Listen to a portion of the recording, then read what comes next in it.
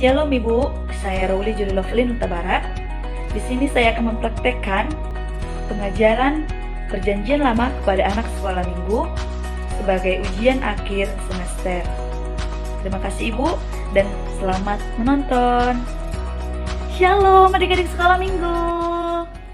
Apa kabarnya hari ini? Kalau Tante tanya apa kabarnya, jawabnya adalah sehat dan selalu bersyukur. Apa kabarnya adik-adik sekolah minggu? Oke, semuanya sehat dan selalu bersyukur. Nah, sekarang kan kita mau mendengarkan firman Tuhan. Tapi sebelum itu, kita berdoa dulu ya. Lipat tangannya, tutup matanya, tunduk kepala, kita bersatu di dalam doa. Terima kasih Tuhan Yesus, atas segala berkat Tuhan, kami bisa beroleh kehidupan dan juga kesehatan yang daripada Tuhan. Tuhan, kami akan mendengarkan firman-Mu, bukalah hati dan pikiran kami, khususnya adik-adik kami yang mendengarkan firman ini, supaya bisa menerima firman Tuhan dengan baik. Terima kasih Bapa, di dalam nama-Mu kami berdoa dan mengucap syukur. Amin. Nah, hari ini Tante akan bercerita tentang kisah-kisah yang ada di dalam Alkitab Perjanjian Lama. Sekarang Tante tanya dulu, ada berapa Alkitab Perjanjian Lama? Ada yang tahu nggak? Nah, jadi kan adik-adik, Alkitab Perjanjian Lama terdiri dari 39 kitab. Nah, adik-adik, Perjanjian Lama itu mengisahkan tentang Allah yang menciptakan langit dan bumi. Berapa hari Allah menciptakan langit dan bumi? Iya, benar, 6 hari. Hari pertama sampai hari yang kelima, Allah menciptakan langit dan bumi, segala isinya, binatang, tumbuhan, cakrawala, laut, juga udara. Dan pada hari yang keenam, Allah menciptakan Adam sebagai manusia yang pertama. Yang kemudian Allah menciptakan Hawa. Jadi manusia ciptaan Allah yang pertama adalah Adam dan Hawa. Jadi kan adik-adik, Adam dan Hawa diciptakan Allah itu ditempatkan di Taman di Taman Eden.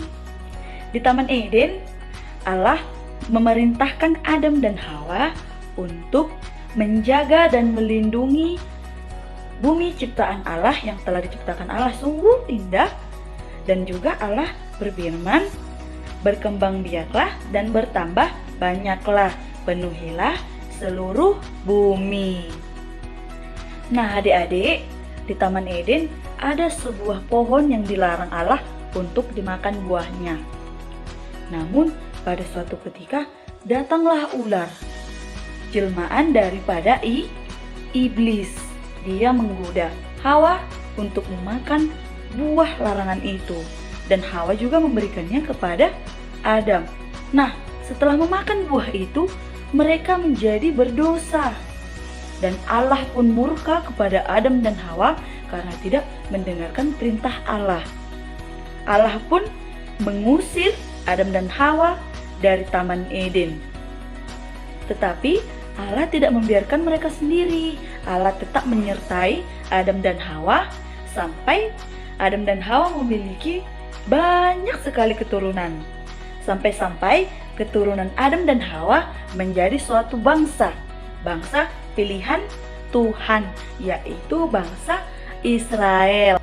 Nah adik-adik, bangsa Israel ini merupakan bangsa pilihan Tuhan, dan Tuhan selalu menyertai bangsa ini.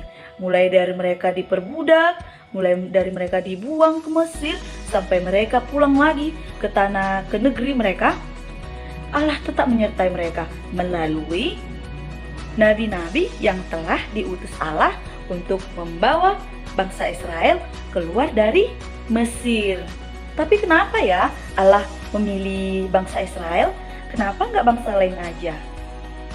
Karena bagaimanapun bangsa Israel, Allah sangat mengasihinya karena bangsa Israel adalah bangsa yang dipilih Allah. Nah, adik-adik, Perjanjian Lama tidak hanya berisikan tentang bangsa Israel loh.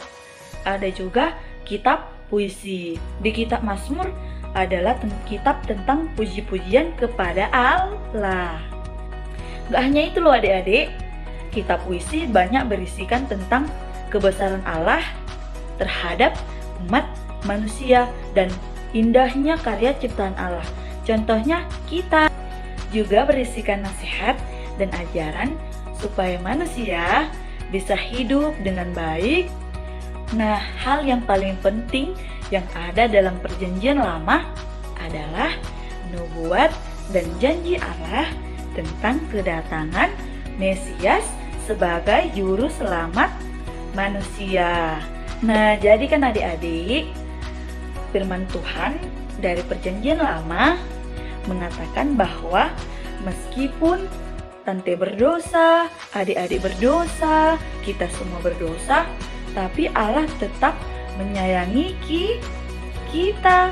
Walaupun kita berdosa, selalu berbuat kejahatan, tetapi Allah selalu melindungi kita dan mengurapi kita dengan kuasa Roh Kudus. Nah, jadi adik-adik sekalian harus mempersiapkan hati, jiwa, dan pikiran kita untuk menerima kedatangan Mesias.